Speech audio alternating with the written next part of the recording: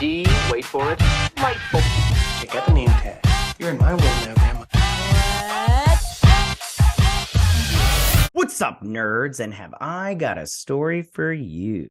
Now, also down below, you can find the articles that I read to bring you this video, and you can read it for yourself, or you can just watch this video where I'm going to read it to you. I also want to say that before I get started, that if you like what I do here and you enjoy independent content here on YouTube, please consider subscribing to my channel. YouTube is always changing up their algorithm, and small channels like mine, we always get shoved to the back of the line. So please ask that you like, share, and subscribe, and I thank you in advance. All right, so now that we got all that jazz out of the way, why don't we go ahead and get started? This comes from The Verge, and it talks about Walter Hamada, and it says Walter Hamada is joining Paramount Pictures following his Warner Brothers Discovery exit. That's Walter Hamada right there in the picture. And he was the executive for DC, and it says the ex-DC Films executive is headed to rival Paramount Pictures as part of a multi-year production deal to oversee the studio's horror franchises. Now, Walter Hamada, if you guys don't know, and I think it says it in this article, he was huge in the horror movie projects over at Warner Brothers, and then he got the promotion of executive over DC. Now, listen, I didn't really care for Walter Hamada. I think he was making a lot of bad decisions personally in the DC universe, but at the same time, I don't think that he got enough time to really shine. But I wasn't sad when he got. You know what I'm saying? I just didn't feel like he was doing a great job in terms of what projects he was picking and characters for the DC universe. But like I said before, he really didn't get a chance to shine. Like we haven't seen The Flash, and we haven't seen Blue Beetle, and I'm interested in seeing where and Aquaman 2. I'm interested in seeing where those movies go. But all right, let's get into this article. It says, following his recent departure from the studio formerly known as DC Films, Walter Hamada is headed over to Paramount Pictures to head up the studio's upcoming horror projects. I'll also talk about a little bit of something else after we read this article and stuff. So it says, Paramount Pictures announced today that it's entered an executive multi-year deal with Hamada that will see him headed up all of its horror genre films for both theatrical and streaming releases. In a public statement about the deal, Paramount Pictures president and CEO Brian Robbins called Hamada the ideal partner and visionary to take point on the company's horror-focused endeavors. And I do believe that that's true. He did a lot of stuff over at Warner Brothers. He brought us James Wan. I don't know if you guys really like James Wan. I love James Wan. I think he's great, and I think that his horror movies are really good too. And of course, he did Aquaman, and I love Aquaman. And Aquaman is the only DC film that's made $1 billion. That's right, people. Aquaman. Suck it. I only say that. Aquaman's my favorite DC character, and I just love to rub it in people's faces because I got made fun of so much when I was younger for loving Aquaman, and now I just get to gloat, and I'm all like, yeah, suck it, haters. Anyways, okay, so okay.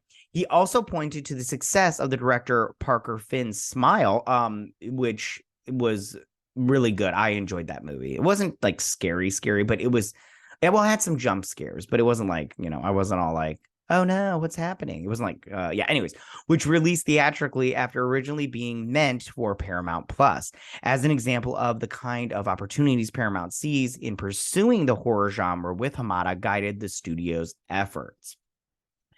As evidenced by the fantastic performance of Smile, there is a tremendous appetite for original, high-concept storytelling in the global marketplace, and we look forward to a long and successful partnership, Robbins said.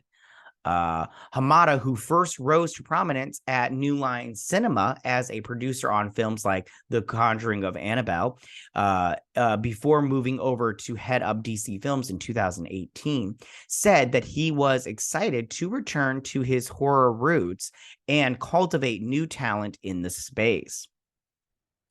Over the course of my career, nothing has been more gratifying than discovering emerging first-time filmmakers and writers unleashing their brilliance in a studio setting, Hamada said. Thank you to Brian and an entire team at Paramount Pictures for this tremendous opportunity. I can't wait to get started.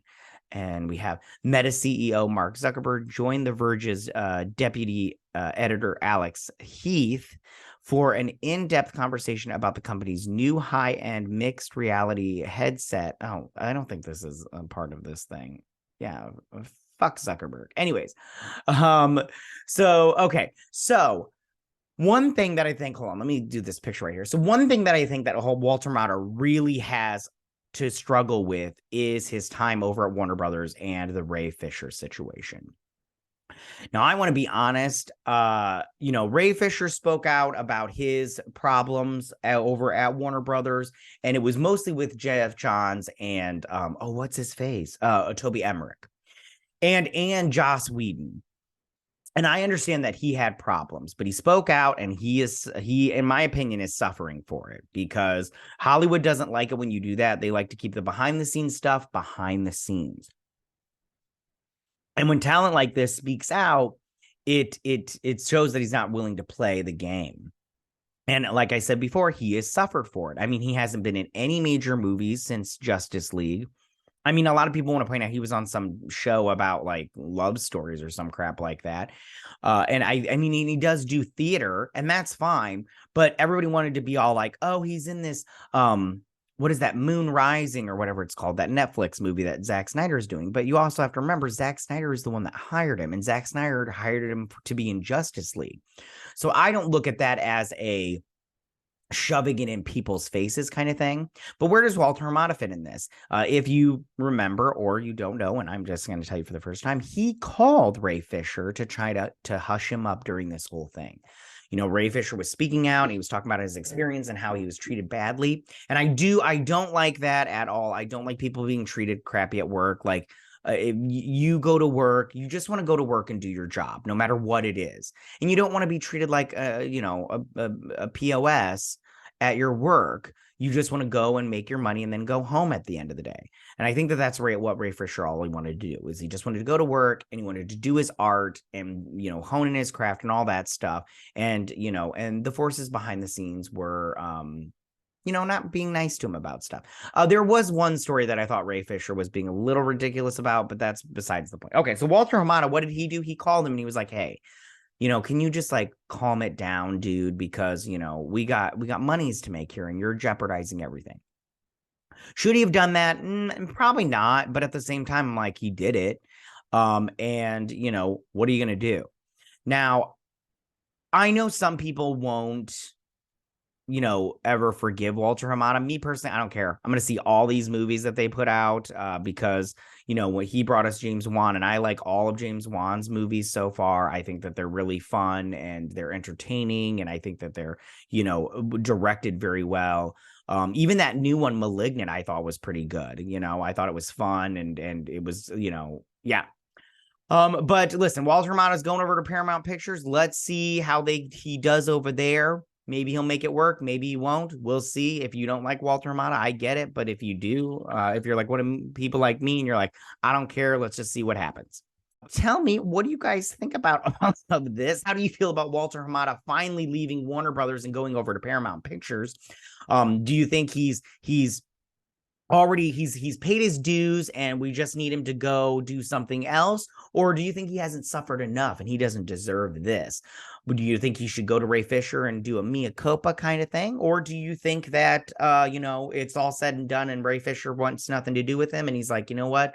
I really don't want anything to do with Ray Fisher. So yeah, tell me what you guys think about all of this. Go ahead and leave all your comments in that section down below. If you like this video, go and hit that like button. I won't mind. If you're new to my channel, please hit that subscribe button. I'd greatly appreciate it. And I will see you guys next week.